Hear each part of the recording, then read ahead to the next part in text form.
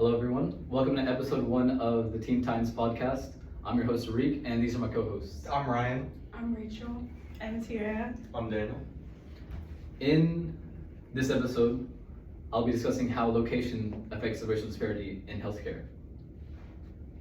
So, the United States' healthcare system is often criticized for its inefficiency, cost, accessibility, which is something that shouldn't be nearly prevalent as it is currently, especially in a country as the United States.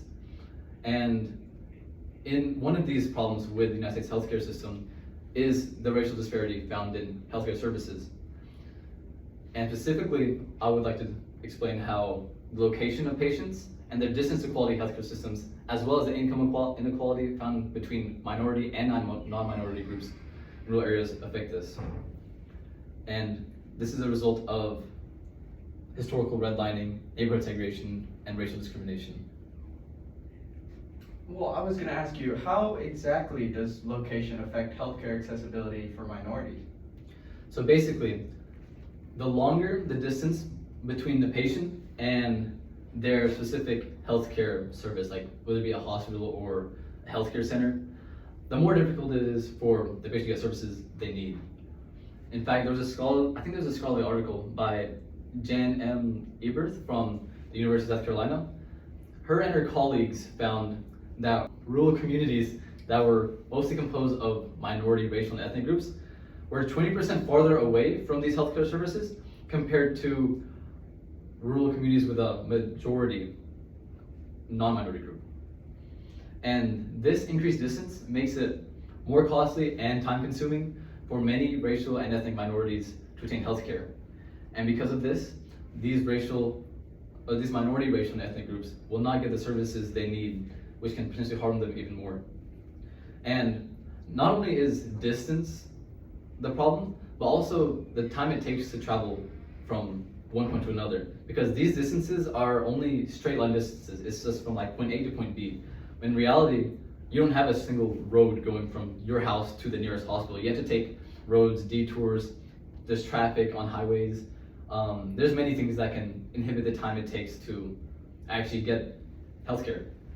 And because of this, it's this statistic that 20% are farther, or 20% of minorities are farther than non-minorities, is worse than it seems because it does not account for this time that's lost. This increased time that's lost discourages minority groups from receiving healthcare in the first place, reducing healthcare accessibility and overall increasing the impact of how location affects the racial disparity in healthcare. So how does income inequality affect the racial healthcare disparity? Simply, it's because having less money prevents you from being able to pay for your own healthcare. And researchers that worked for the Centers for Medicare and Medicaid Services and the CDC found that rural racial ethnic minorities tend to have less income than rural non-Hispanic whites. And having these financial issues make it very difficult to pay for transportation, health insurance, and the actual bills for the health services they need. This results in less minority racial ethnic groups choosing to obtain health care.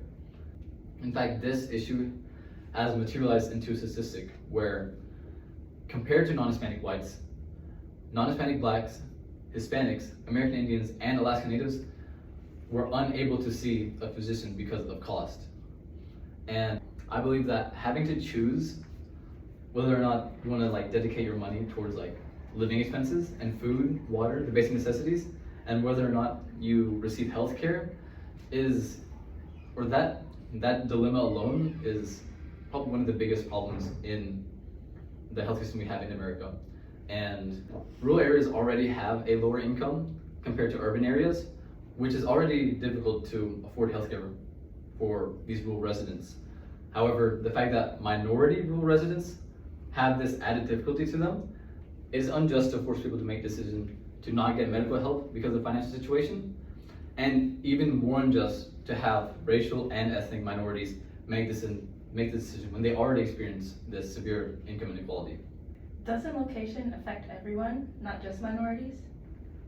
Yes, these problems that arise from location do affect all rural residents, but minority, racial, and ethnic groups suffer from these problems at higher rates.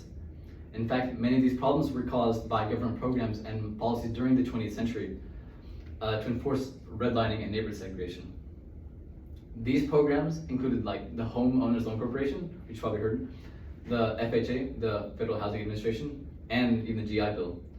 And there's an article by Jacob W. Faber of New York University where he explains that the presence of low-income immigrants in neighborhoods would cause these programs to rate that specific community a low rating, which would be rated from a scale of A to D. They'd be rated a D, and which is the lowest grade possible. And white families would instead have higher grades. And because of this, business owners and entrepreneurs would avoid communities with a low grade, resulting in the lack of quality goods and services, such as healthcare, in minority, racial, ethnic communities. And this is one of the many causes of the issue of the racial healthcare disparity we see today. Can anything be done about this? So there are multiple ways that we could probably fix this problem with location, but one that I thought was interesting was the increased establishment of community-based healthcare services that serve these marginalized communities. And we call these healthcare centers federally qualified health centers, or FQHCs. And there's an article by Yoon Kyung Lee of Boston University. Her and her colleagues explained that residents of medically underserved areas were more likely to use FQHCs if there was one in their zip code. And since these centers are closer to their patients, it relieves them of some of the burden of commuting time. And these FQHCs are more equipped to handle patients of different backgrounds because they're community-based. They're already familiar with the residents there, and they have an understanding of what people make up the community they live in. These benefits of the FQHCs make healthcare more accessible towards them, which I believe can help mitigate the racial disparity in healthcare. In all, issues such as distance and income inequality worsen the racial disparity we see in healthcare today. But there are solutions, or there are ways that we can mitigate the issue, such as the establishment of FQHCs. Thanks for listening.